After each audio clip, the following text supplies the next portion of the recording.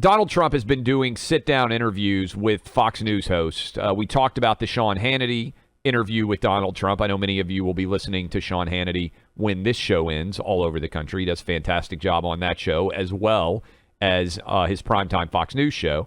Tucker went down to Mar-a-Lago, Tucker Carlson, and had his own interview that aired last evening with Donald Trump. And there were several different cuts that I thought were interesting, but I wanted to focus first on something that I don't think we talk about enough, and that's Joe Biden's health.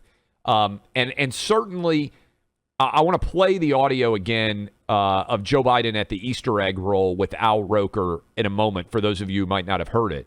But, Buck, when I watched, spoiler alert, Succession, and I don't know what percentage of our audience watches Succession, but the main character, Logan Roy, who is supposedly modeled on a Rupert Murdoch-like character, has had a series of untimely health issues, and then he dies, right? Sorry, if you haven't caught up, it's been out for several days, on the plane in the mid-flight.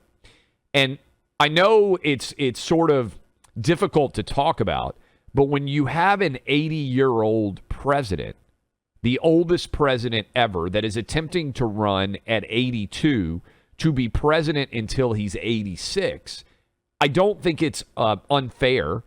I think it would be unwise not to discuss his health and what might happen at any moment during his presidency, which would elevate right now Kamala Harris, who I think most of you would say might be the worst vice president in any of our lives, to a position that she is thoroughly unprepared to handle. So this is Al Roker. I want to play first what started this conversation between Trump and Tucker Carlson. Here is Al Roker having a conversation at the White House Easter event with Joe Biden, and he can barely handle it. This was yesterday morning on the Today Show. Are you saying that you would be taking part in our upcoming election in 2024? Well, I'll either be rolling an egg or being the guy who's pushing them out. Come on, help a brother out. Make some news for me. I plan on running Al, but we're not prepared to announce it yet. All right. Okay, he can barely handle Al Roker. That was actually Monday, Buck.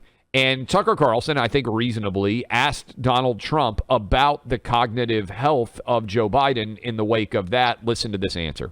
But there's something wrong.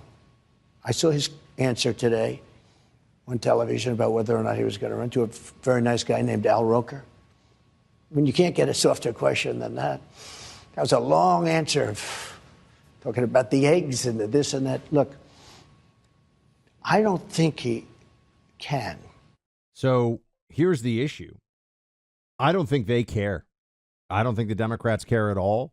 And now you get into the, okay, fine, we can let's say I'm right about that. And I feel pretty strongly that, because they did it the first time. I feel like Charlie Brown, Lucy with the football. I was like, there's no way they're going to really vote for Joe Biden. This guy is, first of all, he's never been smart. He's never been impressive. Even on his best days, he's the slimiest politician.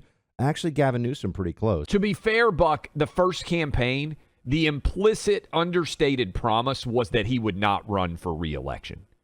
I think there are millions of people who voted for Joe Biden in 2020 because they never really said it, but they kind of hinted, because they were like, oh, he's a bridge to the future. I think they expected Kamala to be far more competent, and they thought that they could hand off the baton to her at some point, and she's been so bad that isn't an option now.